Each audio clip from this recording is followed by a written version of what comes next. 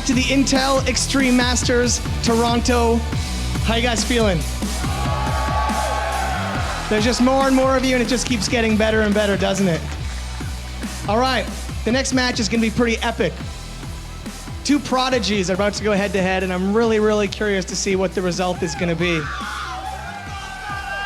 In one booth, we have from Korea, a 7-time StarCraft 2 champion at the age of 17, former Intel Extreme Masters New York champion, just won DreamHack Bucharest. Very scary guy. Please put your hands together for StarTale Life.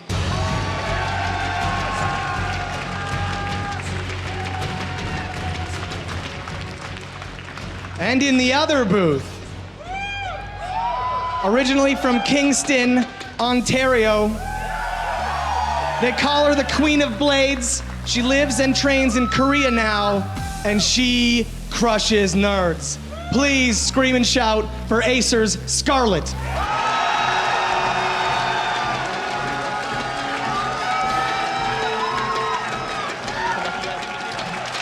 Gotta tell you right now, there is little room left here at the Fan Expo. It's standing room only right now. I'm looking across the crowd. They're absolutely jam-packed in here for this game. And Kevin, Todd, hey. I don't know what else we say about this other than it's highly anticipated. So, always these two playing. Talk to us about the launch pad. So I would like to I actually have some information about ZvZ that doesn't pertain to roaches. Wow. All right, you ready? Drop those bombs. No, it's not all roaches. It's not all roaches. Guy in the front row, it's all roaches. So recently at the, there was a show match in Taiwan while I was there. It was Team Acer versus Team Yoey Flashwolf. Okay, before we get into this story, can I just confirm that you were actually trying to speak Taiwanese? Well, badly. Yes. And you asked for someone's mother.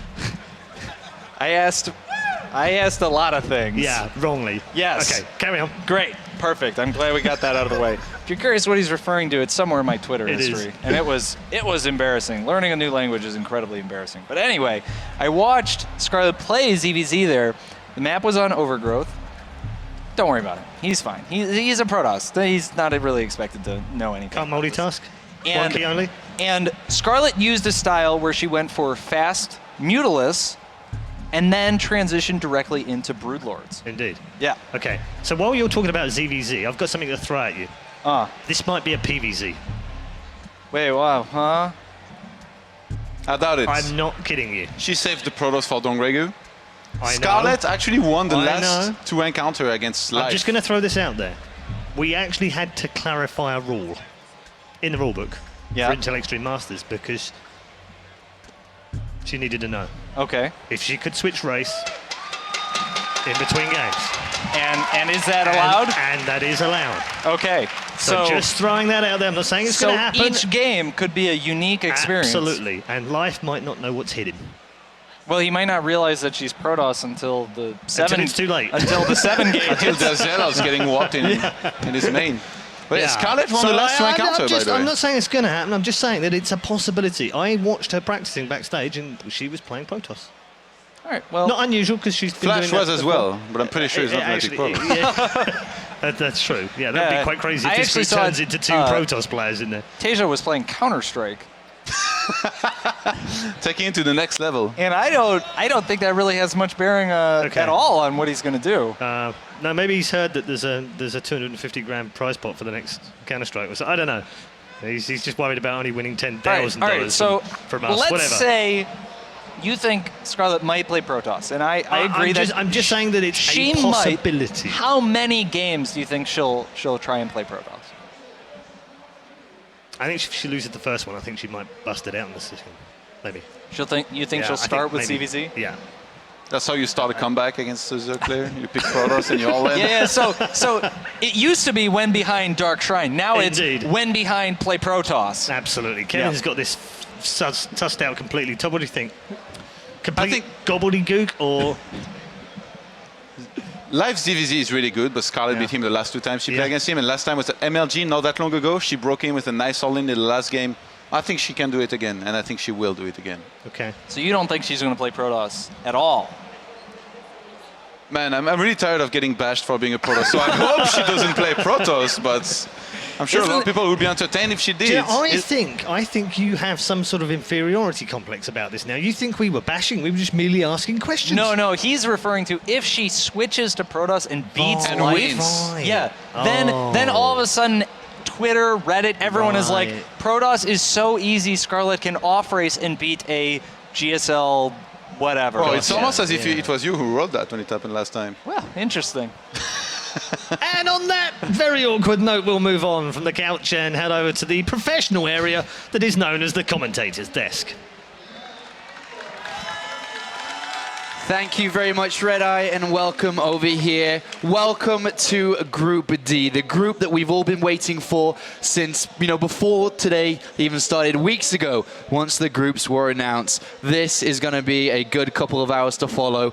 We have Scarlett versus Life upcoming. What could we ask for better than this, Nathanius? Not much, Apollo. This group, easily, I think, probably one of the top, if not the favorite of almost everybody that's coming to attend this tournament. You have the most well-known Canadian player, Scarlett, competing. You have Flash. I know you're excited for that guy. Those are two of the most anticipated players, I think, when the groups got announced for this tournament by far. So just to update you before we jump into this, we will cover, of course, Scarlett versus Life, and immediately after, it will be Flash versus MC. The games are going to get intense from here. We are ready to begin Group D. Down here, Nathanius, as the blue Zerg player. Playing for Team StarTale, it's Life! He's won an IEM before, and he is up against the most famous Canadian StarCraft player in the southeast position, the Red Zerg from Team Acer from Canada. She is Scarlett.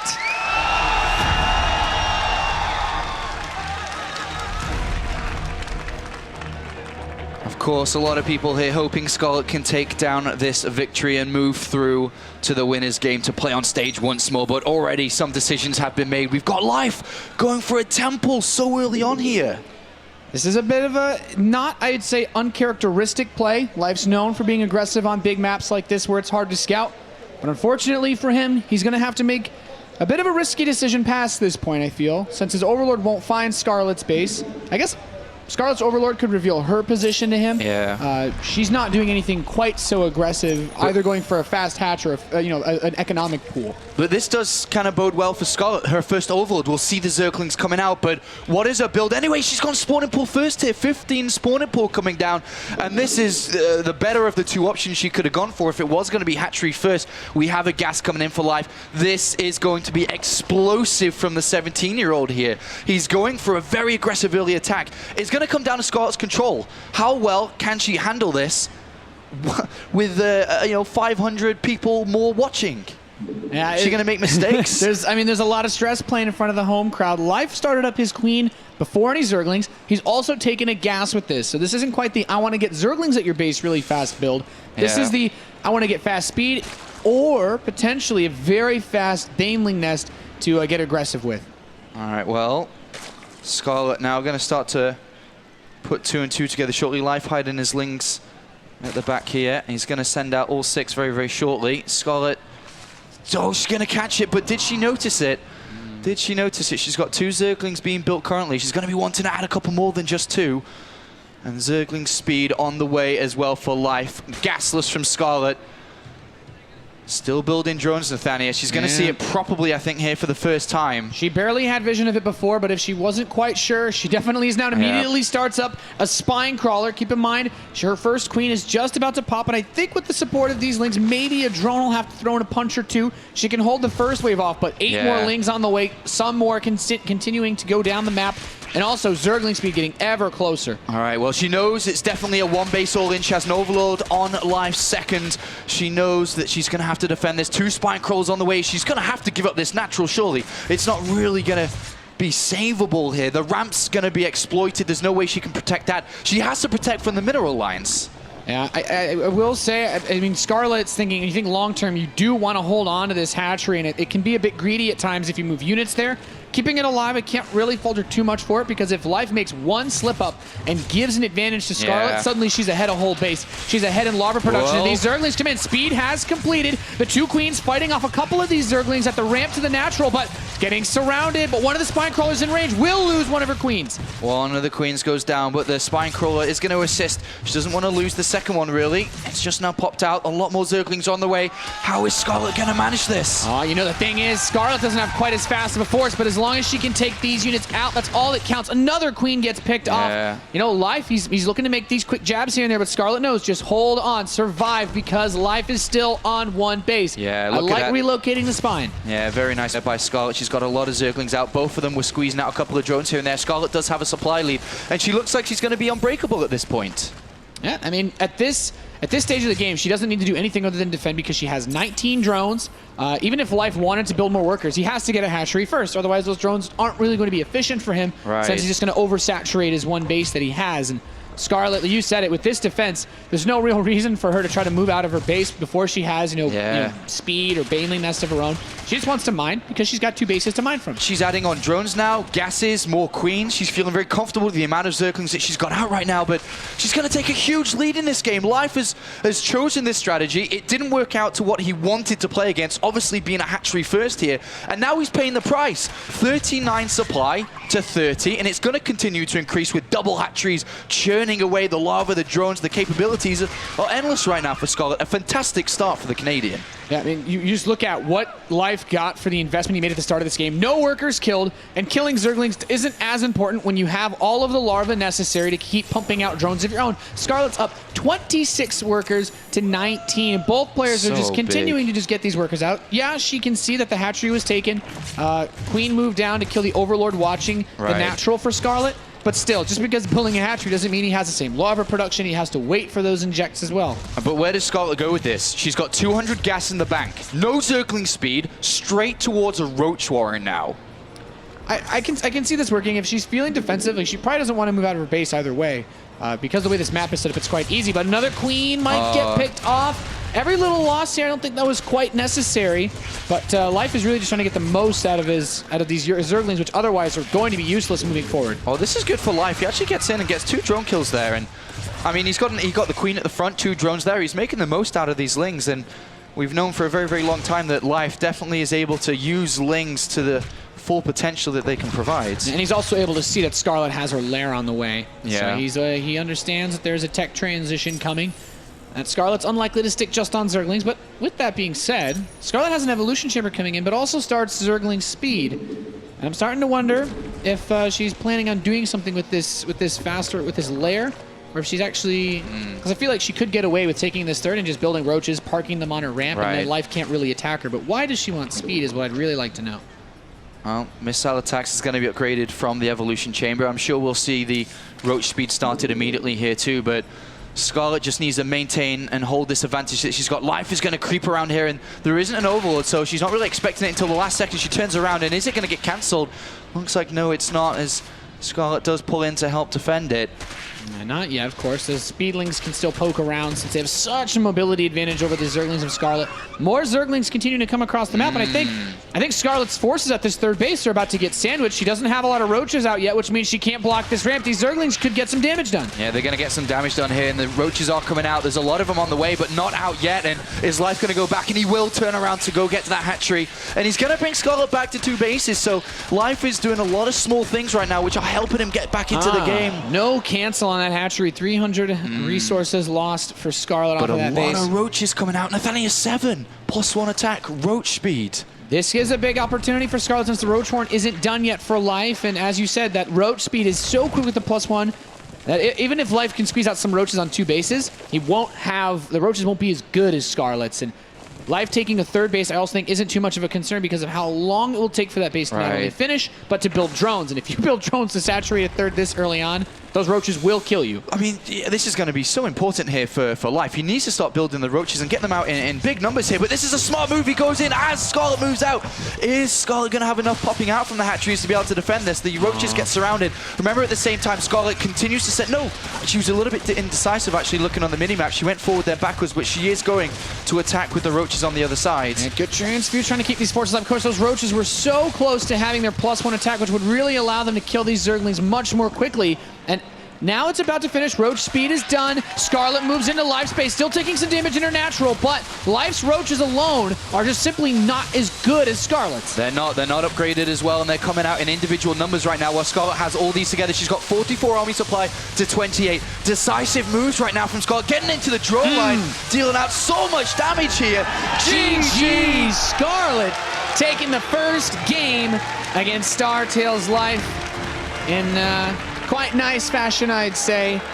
We know Life is one of those guys that will bring out the craziness to an extent, but really impressive.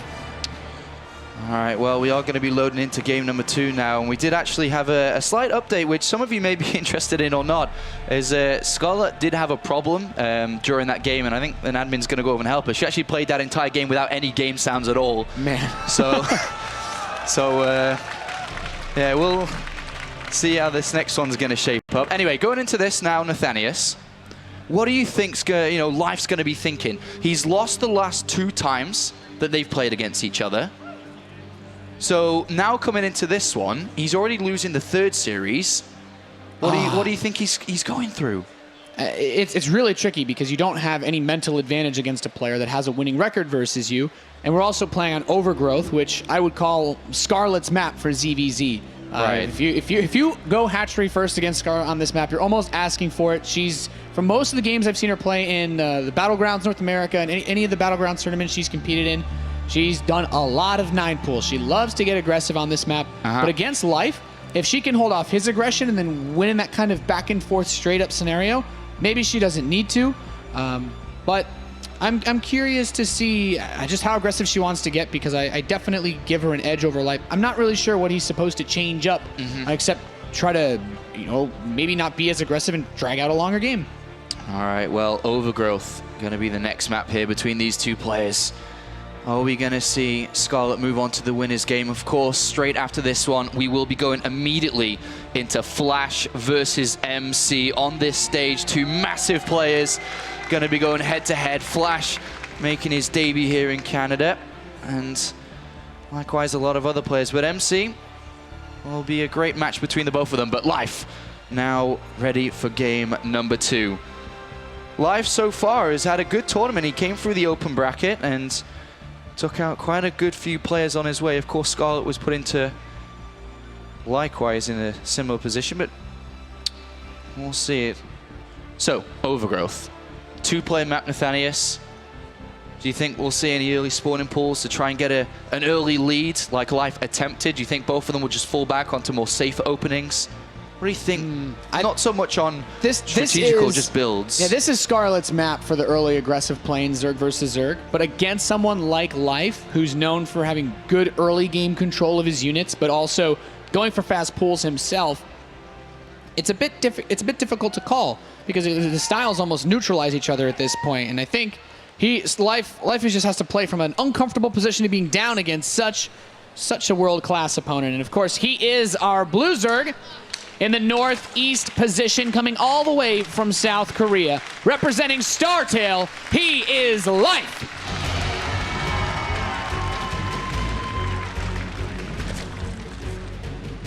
And down here to the south side of Overgrowth, playing for Team Acer, hailing from Canada, it's Scarlett!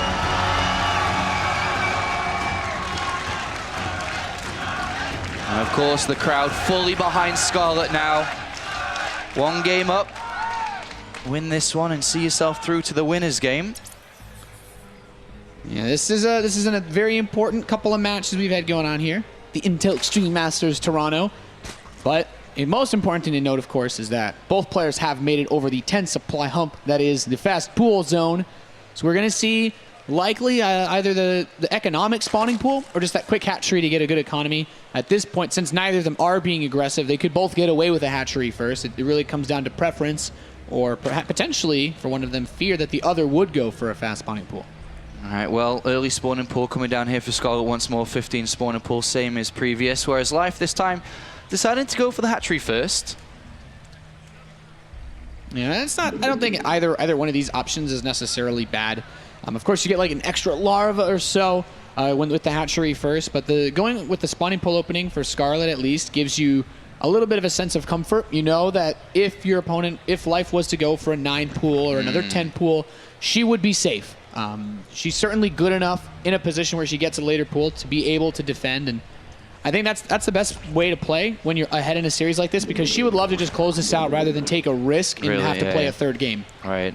But Life, on the other hand, decided to go for quite a greedy opening here. Hatchery first, followed by gas immediately, which will allow him easy access and quite fast access up to that Zergling speed. And then a spawning pool a little bit afterwards here. So as you can see, the difference between the spawning pool is actually quite drastic, with the Queen already started a good few seconds in, and Life spawning pool just crossing the halfway line now.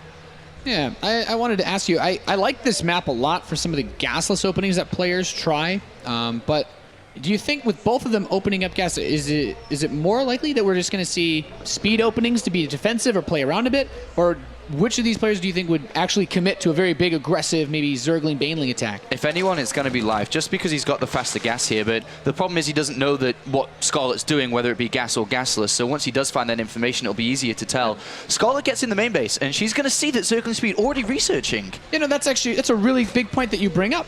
Life doesn't have access to information because on this map, with where those gases are placed, because Scarlett opened up pool first, her Queen is out early enough to delay the Overlord, and aside from that, she's able to get these Zerglings in, and she doesn't have to run them inside Life's main base, because she's already seen, because of his hatch first with her Overlord, everything that he's doing. But Life kind of needs more information to start to choose what he wants to do in this game. He doesn't know if Circling Speed is on the way or not. It could be gasless, as you said. Unless he's already got a plan, he's like, all right, I'm just going to go for whatever I've got planned previously, and I don't really care what you do. Scarlett trying to get a bit of damage onto these Zerglings while trying not to lose any of her own, just so she can deny that scouting. These two Lings obviously would love to get inside the main base here. It seems like such a minor detail, but oftentimes the Zerg player that has the two Lings will just try to run them past the Queen. Yeah. But since Scarlett traded her Lings to really soften those two up, it's not possible for them to run past the Queen. And it's a minor detail, but it prevents him from, as you said, getting information like that Baneling nest that's being built in Scarlett's base. Well, Scarlett is building 14 Zerglings right now, 18. Nathanius, big commitment. And look at this, with Life going out of gas and starting a layer just as we looked at the base there. He doesn't have a Baneling nest of his own. Dealing with a Zergling Baneling attack when you simply don't have a big wall already made or Banelings of your own. He canceled speed to get that. Life doesn't have Zergling speed. Well, that's going to be awkward when a bunch of Speedlings and Banelings run up to your base, Apollo. This is going to be very difficult right now, and Scarlett could close this out. 12 more Zerglings on the way. She's going across the other side. A spine crawler's being built, but with no Roach one completed yet, a wall that's hardly built, only just now trying to be completed. Life is going to need one hell of a wall to stop this attack. All these Zerglings coming across. 3 Queens are going to be able to help block this, but I think with the way that these buildings are arranged, if Scarlett throw a couple of Banelings in the center of that, I think that's breakable. And that's there's actually a lot of surface area on the Roach Warren. The Roach Warren goes down here, and this will open up the base. So Scarlett has options to come around this left-hand side now, and it's going to go try and get close, but it doesn't. It denies the next Roach Warren from being placed, running in past that Spine Crawler, and Scarlett just trying to get as much damage as possible. Banelings will crash through. There are a good number of Zerglings here for Life. If these Banelings can get 1 or 2 good connections, she'll be able to continue to clean house. And I think she's done okay so far, but hasn't really gotten the drone kills she's looking for. Yeah, she hasn't, and she's trying to get a couple more inside the main base now. That was a pretty good defense there from Life, who does take a supply lead in this game. And with that layer finishing up and the defense now cleaned up, Scarlett only managed to get 3 drones there. So very good hold there from Life. And now Scarlett falls back onto trying to build a layer and trying to recover. But this is a decent position from Life. Yeah, definitely not everything that Scarlett was looking for from that. Life starts up Zergling speed, and I think Scarlett going out to take the third base, since she does have speed, she has that, that map control that the faster units give you. She wants to take the third because it's really the only advantage I think that she can take right now. 1-1 upgrades now coming in for Life. He'll slowly but surely take his third in the meantime, but Scarlett is going to have to try and get just a single upgrade out from that evolution chamber. Later roach speed. It's actually very surprising. Will only just now get started for Life, considering that he got the layer so early on after losing that roach warrant.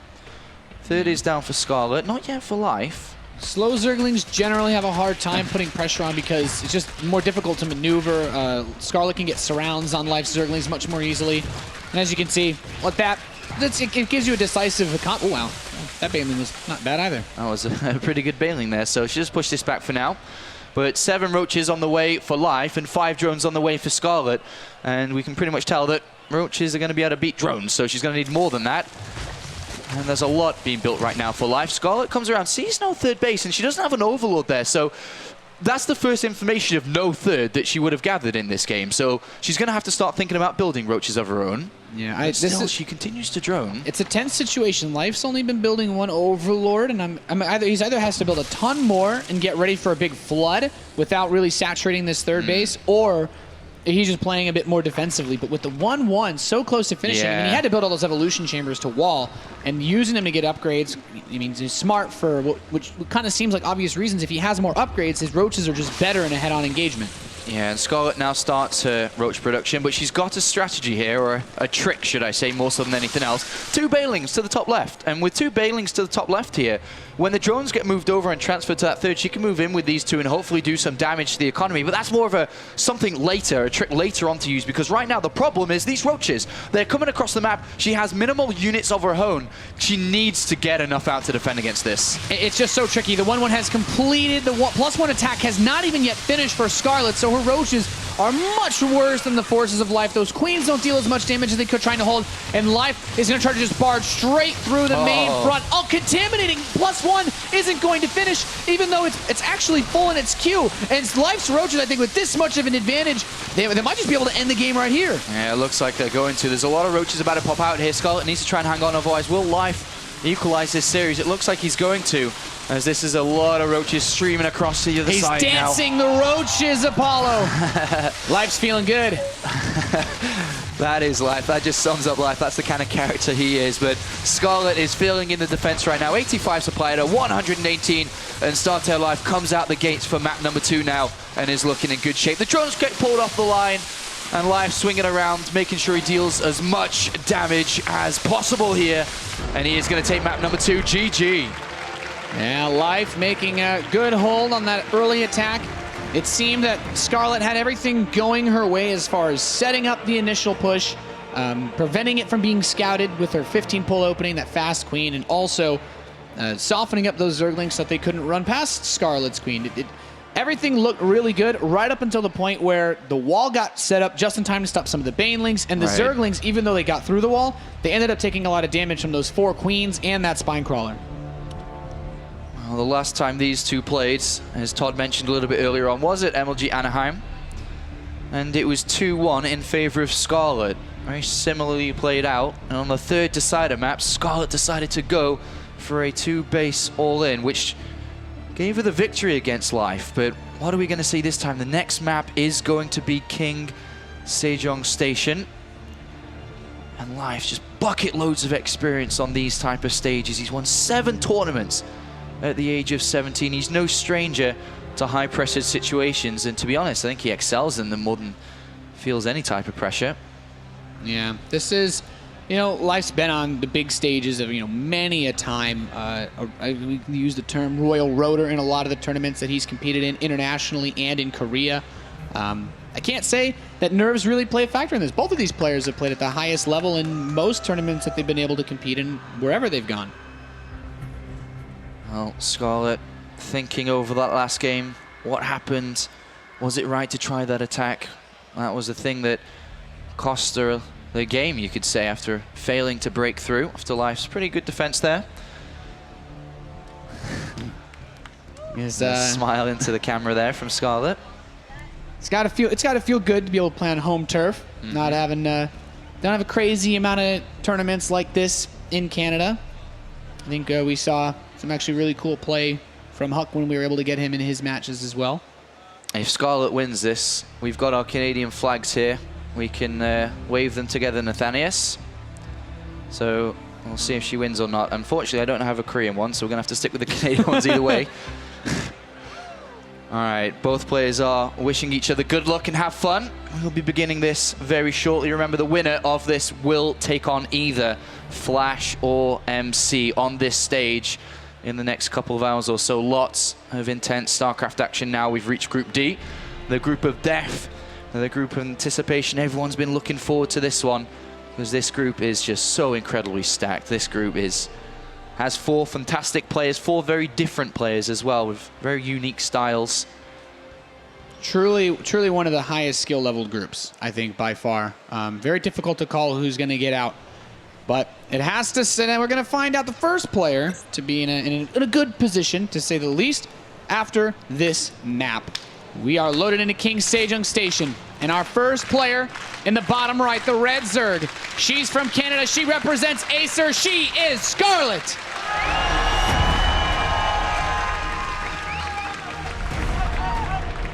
The rumbling of the arena, Nathanius. And up here to the top left, as the blue Zerg player playing for Team StarTale, it's Life! And now it boils down to who has, you know, the guts here to go for something insane. Who would go for an early spawning pool here? We don't see anything too incredibly early, so we are looking towards more standardized, safer options from the both of them. Does anyone want to take a risk with their openers? Life was a little bit greedy in that previous one. I think this map pushes a little bit more of those greedy plays quite often. You have a longer rush distance by ground. It makes early pushes, especially off early pools, a bit tricky. Of course, you can use your Overlord to keep track of the other one, but we've kind of ruled out the super early pool play. If either one of these players wants to attack, I think King Sejong Station is just, it's a little bit more difficult than something like Overgrowth. So I think this is, if there's any game here in this series that's going to go the distance, I would have said this one or Nimbus, and then of course, well, Nimbus, things got a little bit hairy. Nathanius, I know Roach is obviously very popular. They're probably your favorite unit, I know. No need to tell me about them. Do you think that we'll see like a Zergling style at all instead of Roaches? So Scarlett is one of the players that definitely has shown she likes some of the Zergling heavy play into Mutalisks, into Brood Lords, which had kind of been touched on a little bit in the pregame with the guys on the couch. And I think I've seen Scarlett do it with a lot of success. I've seen who else? Violet. And I think Hyun even tried to match Violet doing style and didn't quite get to Brood Lords in that match, but a very heavy Mutalisk-based composition at the Battlegrounds Detroit. So it's something that's becoming more and more of a thing. I don't think it's quite standard yet because I'm sure you've played some games as yourself. You try to play anything other than Roaches, unless you do it perfectly or get a lead early on. I mean, just a big Roach attack can kill you very often. Both players know each other have gone hatchery first now with the Overlords cruising over the second hatchery. Both of them are going to try and look for each other's gas now, and they're going to be able to tell what's going on a lot more than Overgrowth, because Overgrowth was a bit of a game with lack of information from both sides. But Scarlett goes in, and once again is going to see Zergling speed researching. It's not incredibly fast. She's not incredibly far behind. She's only going to be a few seconds, as you can see.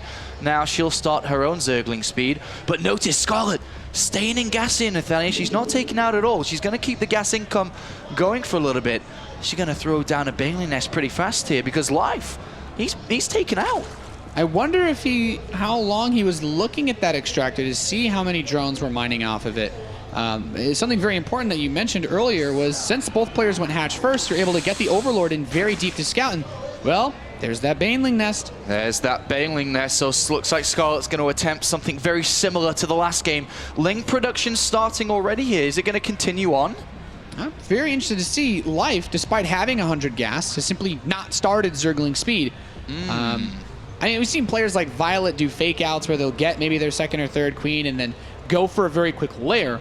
But against someone like Scarlett, you are once again, you're really relying on defending with just queens, which we've seen him do, but it's still very difficult because of how big the ramp on this map is. Oh, Life is going to get inside the main base, and he will spot the Baneling Nest, so he knows that a threat is definitely possible here. But still, only drones coming out from Scarlett. She's not building any Zerglings at the moment, and she's gone for a lair, so it doesn't look like she is going to commit here. This Baneling Nest seems in this game more so defensive than anything else here in case Life was to go for something. But in Life's vision, this definitely could still seem aggressive. Yeah, he has to keep his eyes open for this. And I mean, he should try to get a fast wall up. He puts his evolution chamber and his roach horn as part of it. Scarlett shows a few lings. But the way that this map's laid out, Life generally should be able to see what's coming from Scarlett across the map. Right. And he has his own lair. Scarlett's is only a few seconds faster. Life's Overlord, by the way, just dips into the main base. He sees the lair morphing for Scarlett. Yeah. I think that gives him, a little bit of breath of relief. He's like, okay, well, now I don't have to at least worry about a massive Zergling Baneling attack. Neither of them have really built any units in this game. It's just been drones. But it is Life who is going to get the +1 attack down, and Scarlett seems to be aiming towards a Spire at the moment here. No Roach War, no Evolution Chamber, just now finished up with the layer. Yeah, third base is going to be taken very shortly here, and there is the Spire. So Mutalisk play is going to be used here, not as common as the Roach style or even the Zergling style here. Yeah. So here's the really important thing is these queens push this Overlord away. When you go for this style, that Spire takes 100 seconds to build. Roach +1 attack had started just barely before it, so that around the time that this Spire is finishing, Roach speed will be done, +1 attack for Roaches will be done, and Life is already putting out a lot of Roaches. I think that Scarlett is going to have a very difficult time holding a fast Roach attack if Life decides to move across the map, and with the current Roach production, he doesn't have anything to worry about defensively, so that could very well be what we see. Well, at the moment, Scarlett definitely needs to think about this. This is a massive threat. She doesn't quite know it's happening, of course. But funny enough, neither does Life know that there's a Spire on the way either. So, but the Roach production is still going for Life. It is a very scary amount, as you've been saying. The Overseer goes in and dips in. Doesn't see any Evolution and Roach Chamber around. Hasn't spotted the Spire directly, but maybe indirectly starting to figure this out, of course, as a Zerg expert himself. And he's moving across the map now. There's going to be 9, if not 10, Mutalisks coming out in a second. But can they get rid of the Roaches fast enough here? That's the biggest problem. 3 spines started up. One of them, I think, was started at a very nice time, so she'll have at least one. She'll be very close to having those 3 spines, and she doesn't have anything committed at all to this third base, which is very smart. And this queen, it dies, but it definitely confirms what's coming Scarlett's way. As those other 2 spines are close, the Mutalisks are about to pop out Apollo, but how much damage will these Roaches do before they kill them? Yeah, already getting into the drone lines, and Life knows that these Roaches have a time limit to them. He's got to get as much damage done as possible, and Scarlett is taking damage, trying to move the drones out the way. The spine's complete, and she is going to clean this up, but how many drones is she going to lose in the meantime? I think she's done a pretty good job, to be honest. Yeah, I mean, Life's only killed about 7 workers. For Scarlett, it's all about having that gas economy to keep pumping out Mutalisks if she really wants to stick with that. 8 drones lost overall. The third base is taking some heat. It might kill just a few more workers that spawned there, but Scarlett immediately starts the Infestation Pit and +1 flyer attacks. Those 2 things, they scream Hive Apollo. They do. This is going to be a very interesting game for the next little bit, especially Nidus because Life network has chosen a Nidus network here. He's building queens 3 at a time, and right now the priority for Scarlett, even though she doesn't know it, she has to get rid of every Overseer, every Zergling, every Overlord, anything that's close around that could give vision for this attack to take place. And she's found 1 or 2, but with 2 Zerglings on the right-hand side giving vision for Life to put down this. How many queens are out so far? 9! He's already at 9, and look at all the transfuses. She's got to be seeing these queens and saying like, holy moly, man, that's a lot here. This is almost one of those situations where you want to delay the creep spread so that those queens can't get to you, but that's what the Nidus will accomplish. Scarlett came very close, but she did not see it. And where this is coming up to the right of those rocks, these Mutalisks aren't going to kill these queens, Apollo. They aren't, no. So she's got to start thinking about building spines and keeping spines by that natural of hers. And she's going to start to hear and notice that the Roaches are breaking this down. If she can get over there, maybe pick off the Nidus before the queens come out. Before the queens come out, that's the most important thing. 1 queen out, 2 queens, 3. Okay, now they're all out. The transfuses. Very nice play by Life. And suddenly Scarlett, 10 mutas do not beat 10 queens. I think this is going to be incredibly difficult for Scarlett to hold on to in the Thaddeus. This is so much damage. Yeah, the spines trying to root, not quite in time. One of them a little bit delayed on the rooting process. The mutas, I mean, if you can push the Roaches back, you're still going to have to deal with queens endlessly transfusing their way through these spine crawlers, and Scarlett not having the same amount of queens, she can't keep the spine crawlers alive this long. Yeah, the drones are coming off the line here. I think she knows this is too difficult to stop. There's too many queens, there's too many transfuses. There's too many forces here for Life. He's blasting through Scarlett's natural, a single spine crawler to be knocked down, dancing his units back and forth. GG, Life will advance on to the upper bracket match for this Group D. Yes, he will. A great effort from both sides there, but it is Life who moves on to the winners match. and Scarlett will fall down to the lower bracket now and will have to fight her way in a very, very difficult group to find maybe a glimmer of hope to play in the decider match tomorrow. But Life bringing out another good level performance here at the Intel Extreme Masters. He's had a great run so far. He's gone through Stardust, through Revival, through Snoot, and now Scarlett. Life is racking up players, and he hasn't dropped a single map. Well, apart from this one, hasn't dropped a single map before this, and is looking in pretty good shape here. Yeah, definitely one of the players we're looking forward to see, as he's kind of always been good, and he had a good run at Intel Extreme Masters last year, but he's going to play the winner of, I believe, the next series, which I believe is MC versus Flash. Yeah, that's right. Well done for Life. He moves on to the winner's game, and he will play the next game against Flash or MC. Thank you very much, commentary team. Wonderful again, as ever, with Polo over there. And over here on the couch, kind of disappointing for the Canadian fans. They saw Massa obviously losing to Snoot, and now Scarlett going down to Life. What do you make of the game overall? I mean, obviously not having sound and making some mistakes in the game was better than having sound and not making mistakes. I don't know how that works.